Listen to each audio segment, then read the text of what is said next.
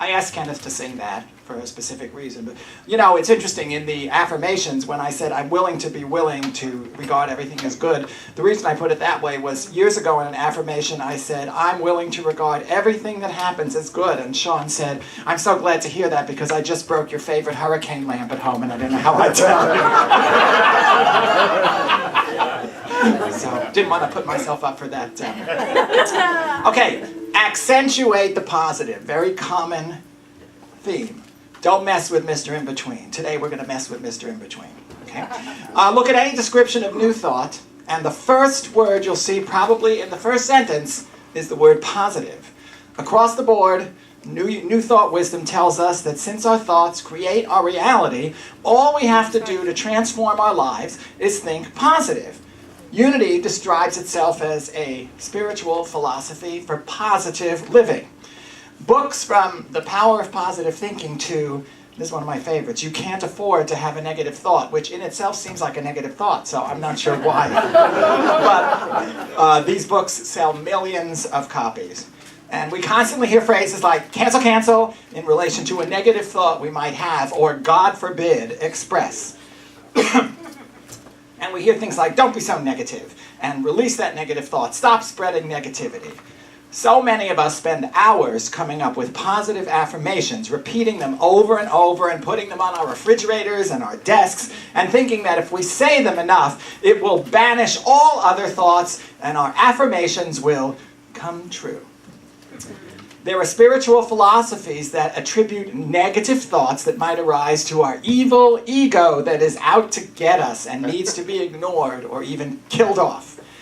People talk about God being good and often interpret that as meaning only positive thoughts come from God, and negative ones don't. If God is indeed the creator of everything, where do those other thoughts come from? The devil, the ego, us. I always think if God created Adam and Eve and everything else, who sent the snake?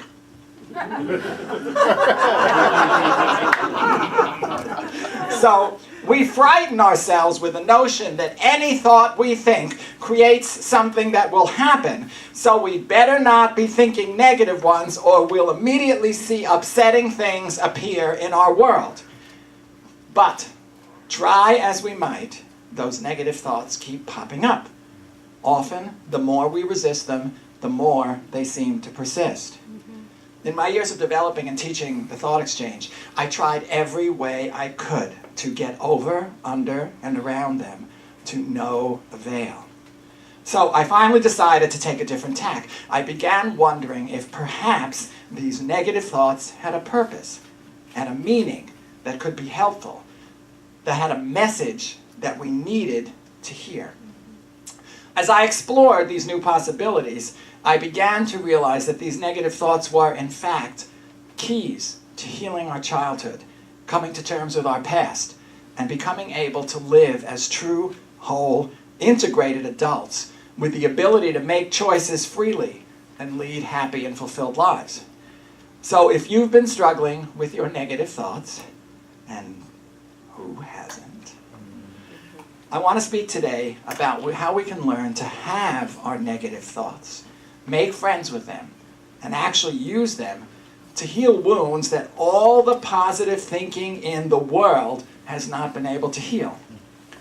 What this does is give us a life of wholeness, completeness, no part of us left out, no part of us to censor or fear or suppress. What a concept.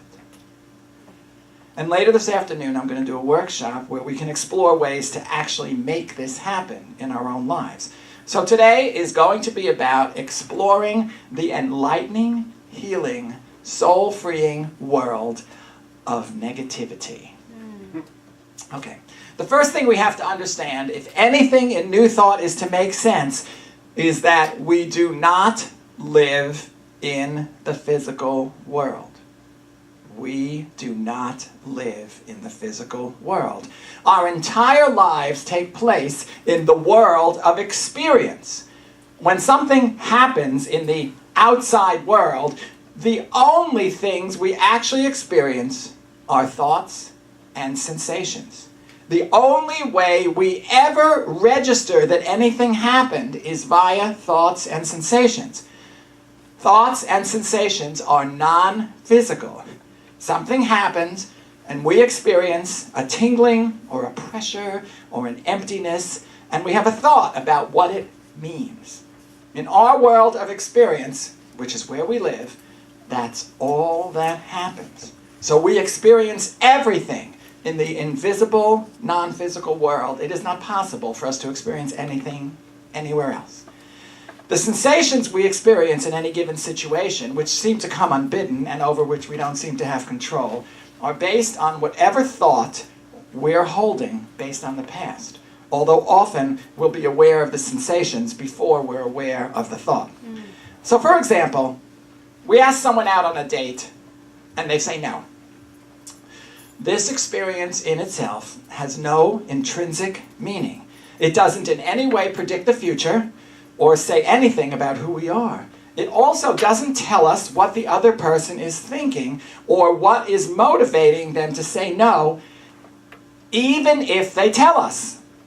Often, when we tell people what we're thinking, we're telling them our interpretation of what we think we're thinking, or telling them what we think they might want to hear, right? We don't know. We don't even know. That was a big mistake. I had trouble getting dates when I was younger because I always thought that the person I was asking actually knew whether they wanted to go out with me or not. They don't. I did not want to go out with Shawn, I'll tell you that. Really asking. Yeah. Oh, he knows, believe me. I mean, I fought him off like crazy, but he's a persistent fellow. If in our earlier life we were taught by our parents or circumstances to think that we're worthless, and thus are holding that basic thought about ourselves, we might have a sinking sensation in on our stomach and take on the thought, nobody will ever go out with me, I will be alone for the rest of my life, when someone rejects us. And it's not even rejects us. You said, will you go out on a date with me? And they said, no.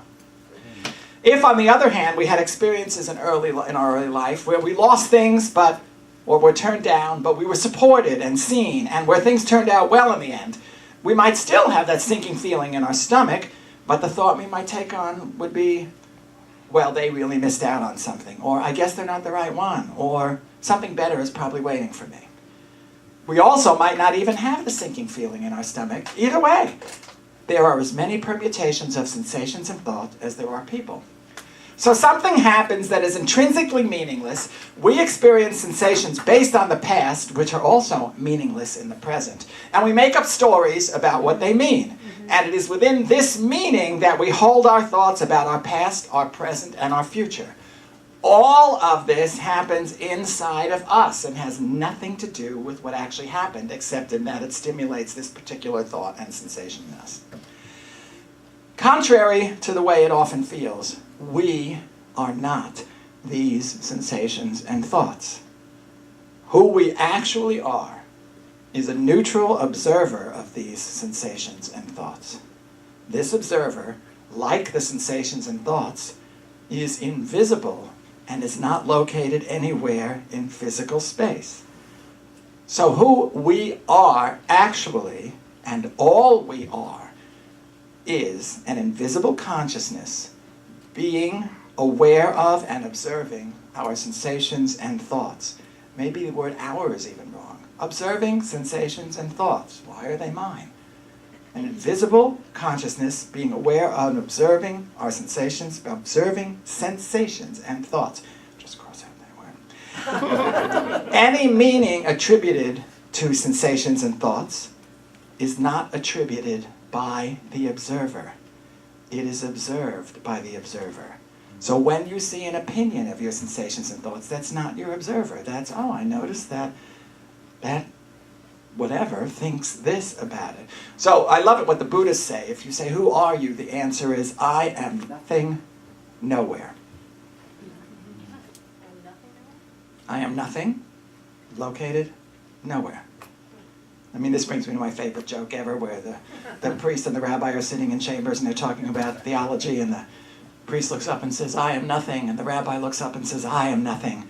And the janitor's walking by and he says, I am nothing. And they say, oh, look now, who thinks he's nothing?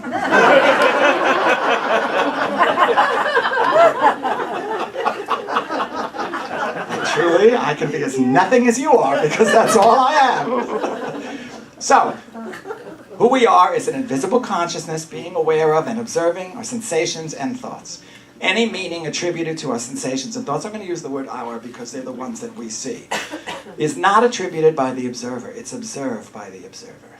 So if you would, close your eyes for a moment and see if you can experience yourself as a neutral, invisible observer located nowhere with no physicality, experiencing thoughts and sensations rather than being in them, and rather than being them. With your eyes closed, you don't even know if you have a body. So just see if you can experience yourself as the observer of your sensations and thoughts.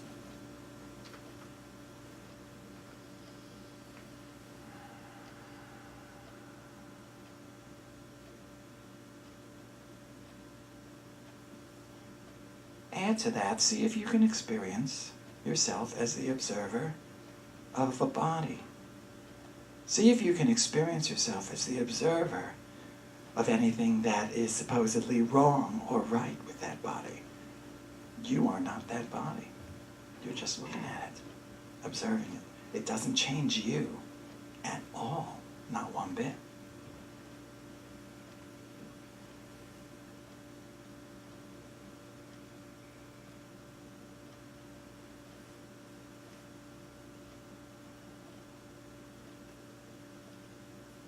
Okay, slowly open your eyes. How was that? Were you able to do it? Yeah, metza, some people know. But don't worry if it seems difficult to do this. By making your first attempt, you're beginning an awakening that may take some time and is a constant process. When I'm aware that I am the observer, I become aware that it's not that I have a tightness in my stomach or that it means I won't be a success. I observe the sensations in my stomach and I observe the thought that I can never be a success. Although this may seem like a tiny adjustment, it is in fact a very powerful and life-changing distinction to make. If we are unaware that we live in our internal world of experience, and unaware that who we are is the invisible, neutral observer of thoughts and sensations, then we may very well be afraid of many thoughts and sensations, thinking that they define who we are, and thinking that they will make things happen that we don't want to have happen. In fact, and this may be a radical concept to many, it doesn't matter what happens. It doesn't matter what happens, since the only place we live is in the world of invisible experience. Many of us live in the illusion that in order to be happy or successful or fulfilled, we have to achieve something or make something happen. But in fact, what happens has no relationship to our experience, but except that it reveals time and again what we're already thinking. Something happens. That's why different people look at things that happen and view them entirely differently. At the retreat, Shawn has an inordinate fear of mice. And he said, I'm so afraid of mice. And Bobby Horowitz said, oh, they're so cute. You know. Well, that's her experience. That's why someone can be a movie star and want to kill him or herself, or someone can get almost no money and have a great sense of contentment, or someone can live in a studio apartment and think it's gorgeous, and someone else can live in a mansion and be complaining about it all the time. In my show business career, I've met people who have numerous hit songs, but are constantly worried about the future. I've met people who I've heard complain that they are overworked and underpaid in jobs where they're making millions of dollars working just a few hours a week. I've met wildly successful writers who've been distraught that they didn't win this or that award. And conversely, I've met people who are thrilled to be given any opportunity, no matter how small, people who feel their family and friends are more important than any achievement, people who decide against big careers because they feel that it will interfere with their equilibrium. Now, neither of these is better or worse. Often when we hear comparisons like this, we advocate positive thinking or gratitude, but this is not what I'm talking about here.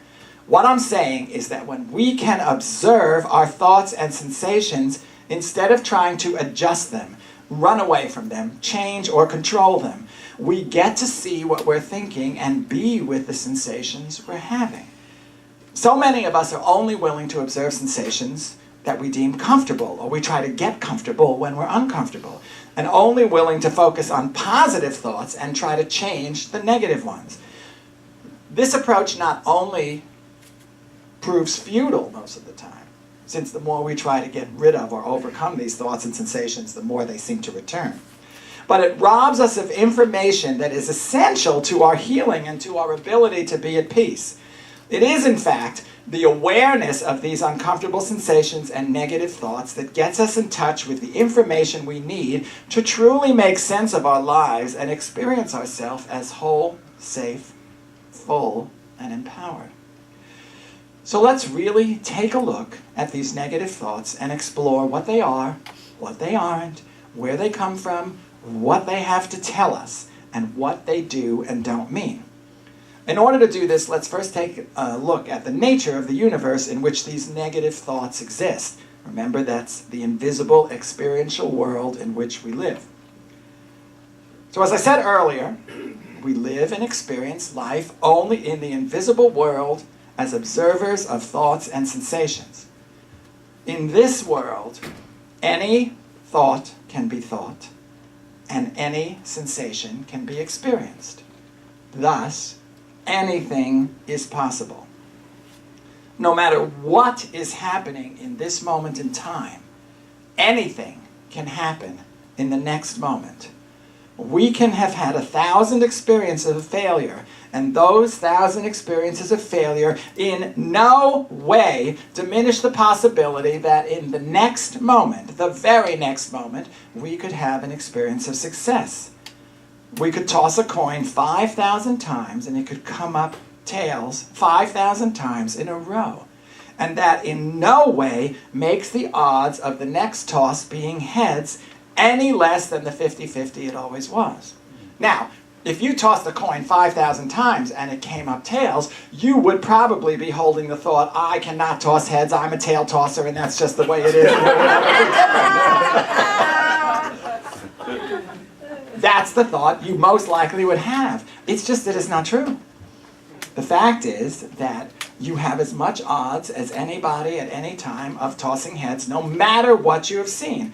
At last year's retreat, Nancy Napier put it beautifully when she said something to the effect of, each moment is nothing more than a point of unlimited possible outcomes. So here we are. Unlimited possible outcomes could be in the next moment. Now here we are, unlimited possible outcomes.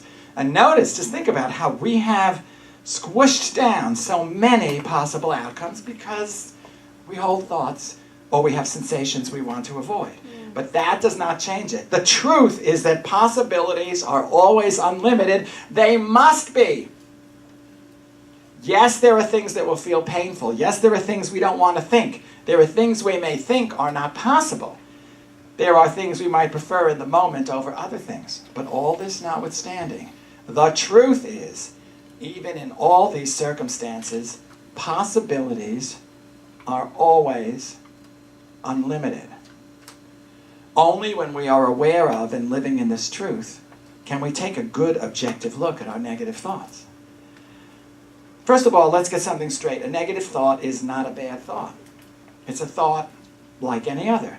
The word negative, of course, comes from the word negate. And the word negate means to say no to.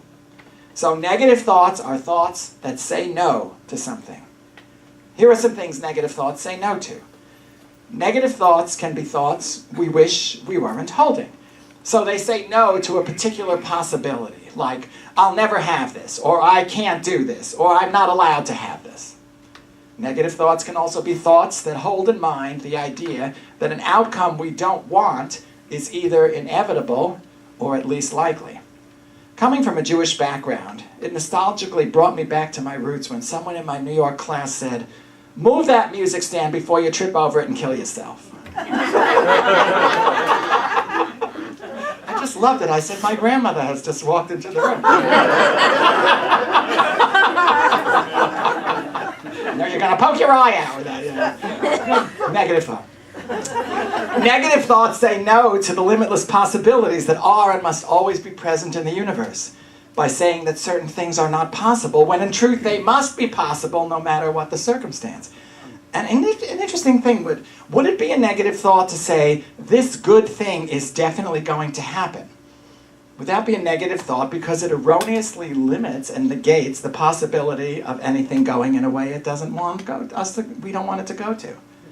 That would come under the heading of a negative thought, because we are negating infinite possibility.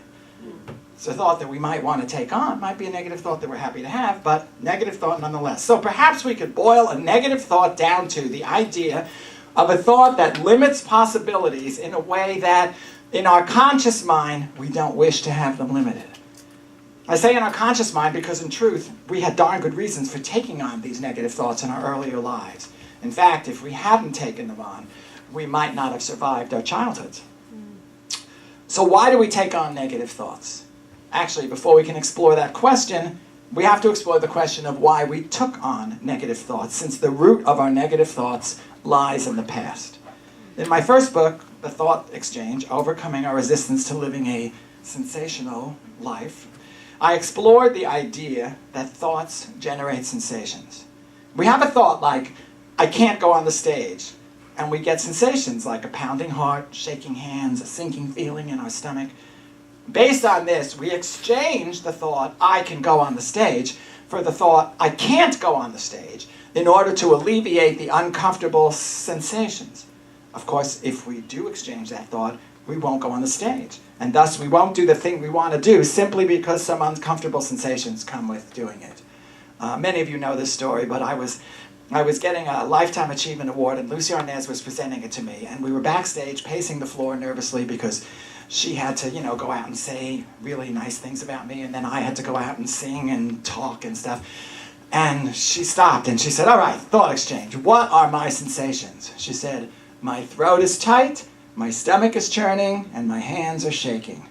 And just as she said that, the announcer said, ladies and gentlemen, won't you welcome to the stage the one, the only, Miss Lucy Arnaz. And she went, I can go out there with that. And she walked out. And she was charming and brilliant, and so I did the same thing. And I went out with my hands shaking and my heart pounding and my stomach churning. And so, if you don't exchange the thought you're holding, but you notice you have the other thoughts, you can do anything you want, because everything is just going on in the invisible. It looks like the sensations we get when we try to go on the stage cause us to have the thought that we can't. But in actuality, it is some deeply held, perhaps unconscious thought that people endanger us, that we will be embarrassed, that we will be hurt, that generates those sensations. Not only does the thought we hold generate the sensations, but the thought generates the way we perceive the sensations. As I pointed out earlier, the sensations in and of themselves don't mean anything. It's our history with the sensations that determines the meaning we assign to them. So whereas a regular citizen might have foot pain and run to the doctor, a ballet dancer who lives with foot pain as part of his or her life often thinks nothing of it. They may not like it or enjoy it, but it comes with the dream they have of dancing. I'm sure, Linda and Maria had some sensations before they did their show. And some thoughts that told them, I shouldn't do this. Good thing you were able to be a neutral, invisible observer of those sensations and get on the stage. As I pointed out earlier, let's see, where am I? Years ago, I heard a 14-year-old R&B singer who was asked in an interview, you performed for 35,000 people last night. What was that like? And she said, it was terrifying. I loved it. The pounding heart, the buzzing hands, the breathless feelings that many of us get before going on a stage or doing something that is challenging to us could be perceived as danger, or could be perceived as our heart pumping blood, our lungs taking in air, our adrenal glands pouring adrenaline into our bloodstream to give us the energy we need to perform the task at hand. Same sensations, different perception. I mean, one of my favorite things, which many of you know, is years ago, for some reason, Shawn and I both had the same symptom for 4 months, this buzzing sensation down the center of our abdomen. And the only difference between us was every time Shawn had it, he said he thought his chakras were opening. And every time I had it, I thought I was having an aortic aneurysm.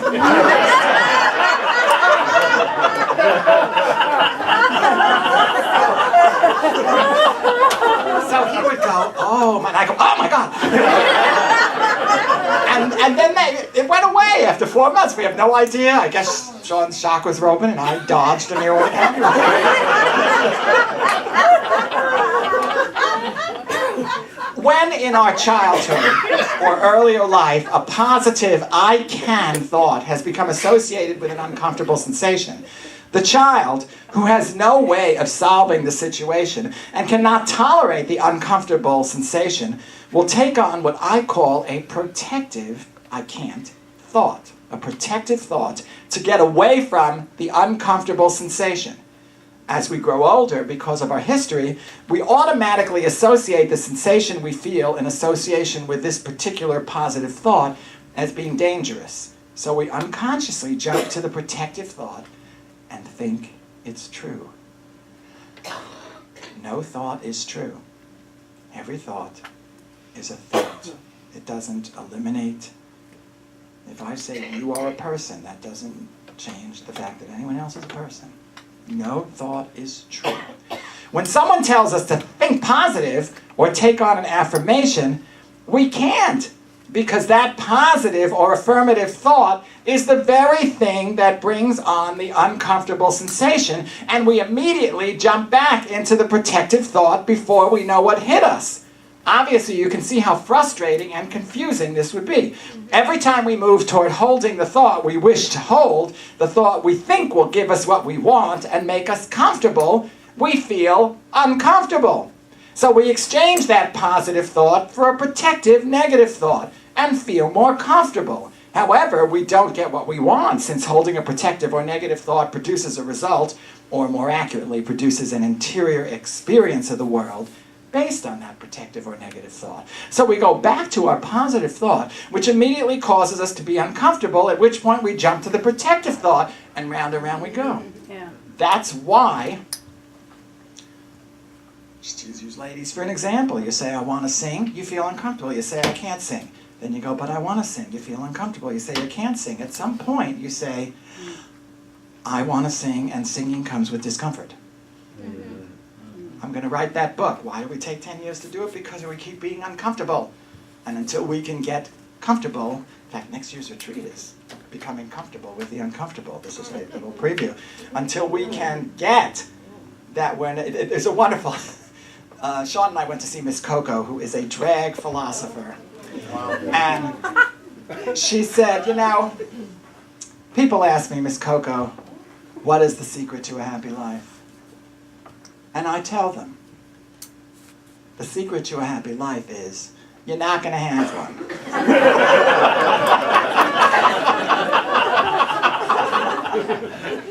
And in a certain way, that's partly true. The fact is, the only way to have one is to get that you're not going to have one. Then you can be happy with your thoughts and sensations. What that's really saying is, if you're waiting for your thoughts and sensations to be comfortable in what you want, it's not going to happen. But you can be with them. So our negative thoughts, which seem to do so much damage in our lives and that they thwart us from getting what we want as adults, were actually taken on by us as children as a form of protection.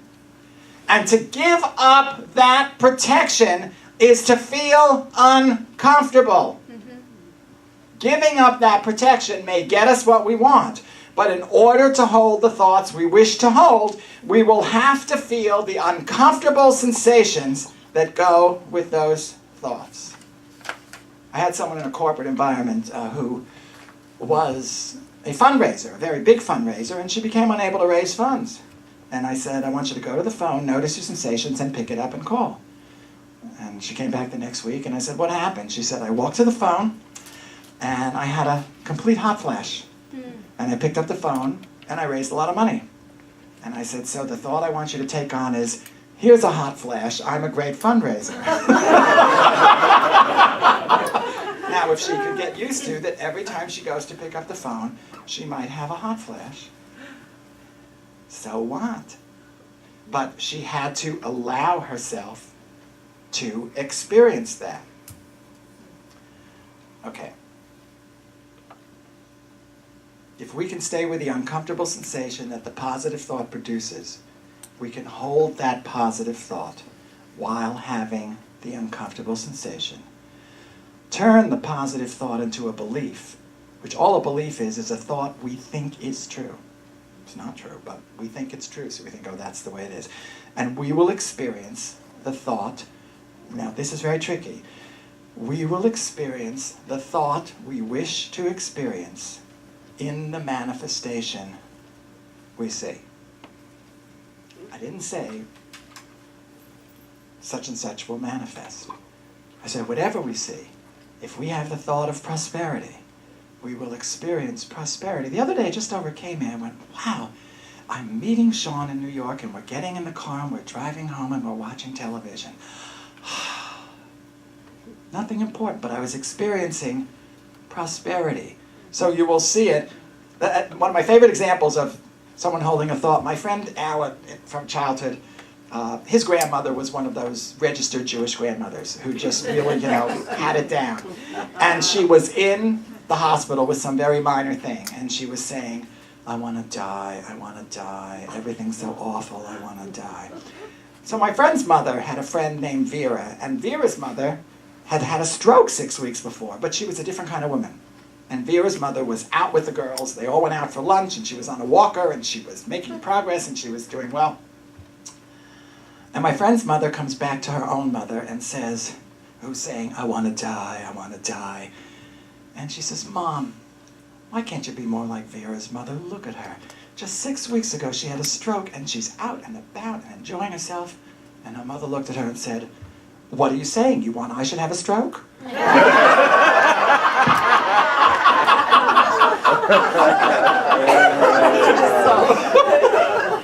on what you're thinking, see anything. So again, the particular manifestation is not as important as the experience we have of it in the invisible world of experience in which we live. We will experience this manifestation, whatever it is, within whatever thought we're holding. So if we're holding a positive thought, which requires us at times to have discomfort, we will experience whatever we see and the discomfort as positive. If we follow this information to its logical conclusion, we can see that the taking on of negative or protective thoughts to avoid sensations that we perceive as dangerous is a technique we created as children to cope with sensations that were too hard for a child to cope with.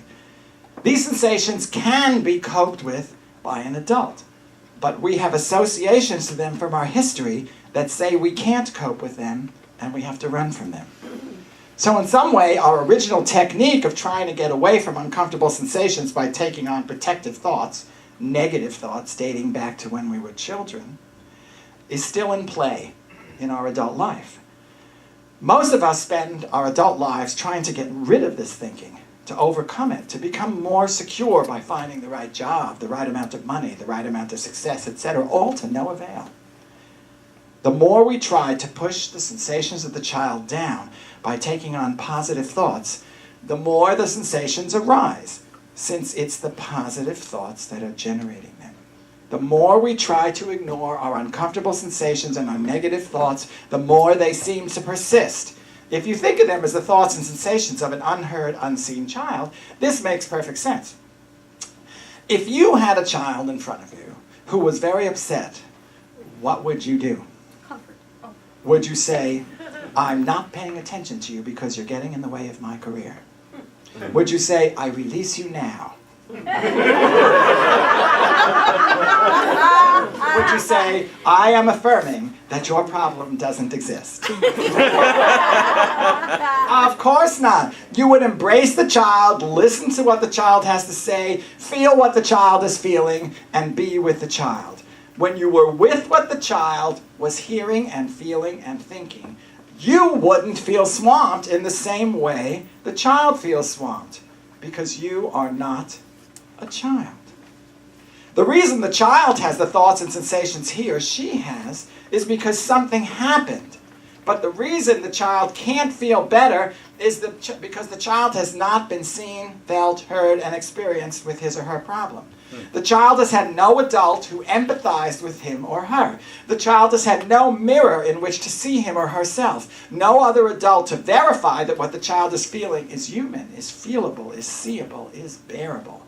So the child remains stuck in crying and complaining and shutting down and any number of tactics to get the adult's attention and see and feel its pain. There is a child stuck in in each of us, in varying degrees, of course, depending on our history. That child had disturbing things happen to it. But the interesting thing is, it's not the disturbing things that happened that are causing the pain and stuckness. It's that they were never fully seen and heard by a competent adult. We often spend years in therapy blaming our parents for not having been able to empathize with us as children. But the fact is, if we still have an inner child in us who is lost, who is holding protective thoughts and has not been seen or heard, it is because we have been treating our inner child in exactly the way our parents treated our inner child. We've been afraid of it. We've been ignoring it. We've been not wanting to feel what it feels or thinks, trying to overcome it, treating it as though it's ruining our life and killing our dreams. So it is we and nobody else. And I'm not minimizing what happened. I once said to my father said to me, well, you have to understand what was going on when I was beating you up. And I said, I understand. I said, but it's like I was walking down the street and there was someone on the roof carrying an air conditioner, and he had a heart attack, and he dropped the air conditioner on my head. I understand perfectly that he was not at fault, but I got hit by an air conditioner. And when I walk down the street, I'm going to have that memory. So it is we and nobody else who are keeping our inner child firmly in place where he or she cannot be seen or heard. And we are the only ones who can give our own inner child what he or she needs. We give our inner child what it needs by feeling what the inner child feels and thinking what the inner child thinks. But when we do this, we do it as the adults we now are. And just as we are able to empathize and take care of a child without becoming the child ourselves, we are able to take care of our own inner child by thinking what the inner child thinks, which are often negative thoughts, and feeling what the inner child feels, which are often uncomfortable sensations, while retaining our adult capacity to make the choices we want to make. I often say I'm almost always aware of when Shawn is speaking to me as his inner child and when he's speaking to me as an adult. I am much less aware of when I'm speaking as my inner child and when I'm speaking as an adult. That is harder to do. In this afternoon's workshop, I'm going to teach you what I call the basic skill, which is a simple series of steps you can take to identify and experience the inner child's thoughts and sensations and still hold the thoughts you want to hold. The result being that you can have the life you want and heal the inner child. The healing is not that the inner child goes away. It's the fact that the inner child is accepted. The example I like to use is, let's say there's a couple and the husband has an affair and they decide to stay together. And it's 4 years later and their marriage is going really well. And the wife suddenly says, you know, I'm just so afraid you're going to cheat on me again. If the husband says, honey, it's been 4 years and everything's going so well, when are you going to get over this? The answer is never. The thing that the husband can say is, of course you're afraid I'm going to cheat on you. I cheated on you 4 years ago. I'm not cheating on you now. I mean, to give you an idea, when Shawn and I first got together, I didn't want anyone to know I was going out with him. So one Thanksgiving morning, I had a meeting before we were going to Thanksgiving, and it was with someone he knew, and I said, would you just go sit in the bedroom, and I'll have the meeting, and then when it's done, I'll call you out. And he went and sat in the bedroom, I had the meeting, the person left, I sat down at the computer, I forgot Shawn was in the bedroom. And as Shawn says, I sat there like a dog.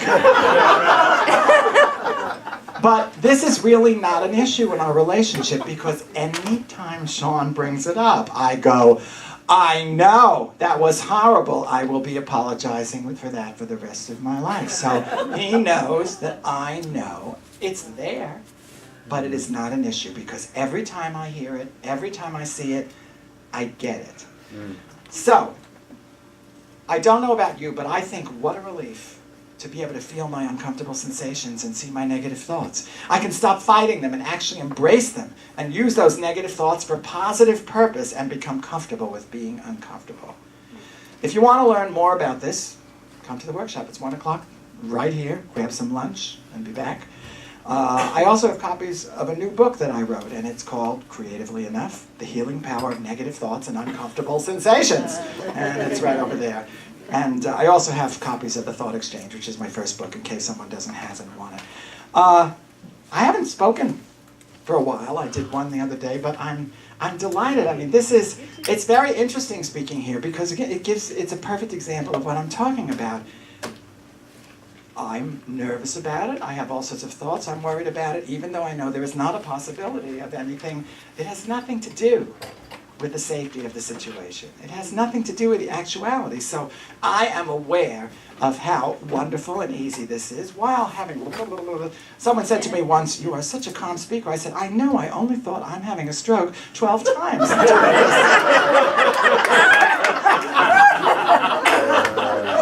So, before I come to the workshop, I'd love to have you there, and we'll have a great time. And before I leave the stage, I'm going to sing you a song I wrote for Disney.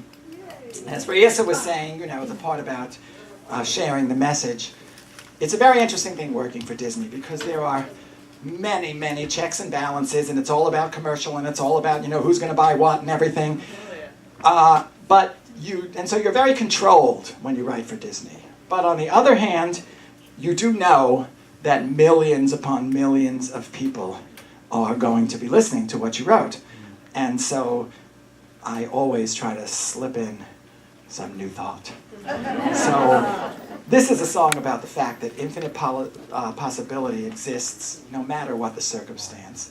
And as you now know, all you have to do to contact that infinite possibility is be in touch with your negative thoughts and uncomfortable sensations.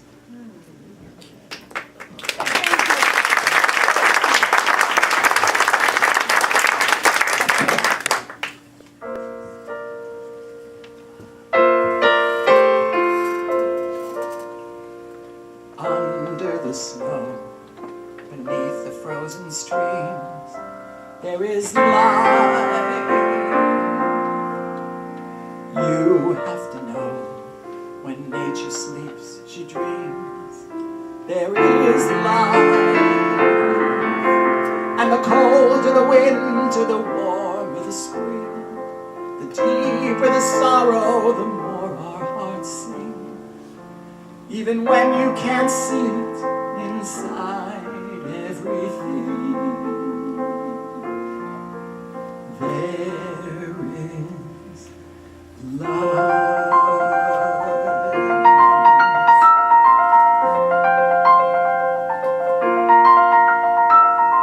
After the rain, the sun will reappear. There is life.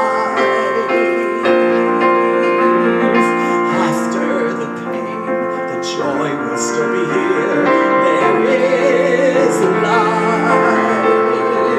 For it's out of the darkness that we learn to see, and out of the silence that songs come to be, and all that we dream of awaits patiently. There is life. Just when you thought that the icy cold would never end, it's spring. Just when you thought that you'd never hear the birds again, they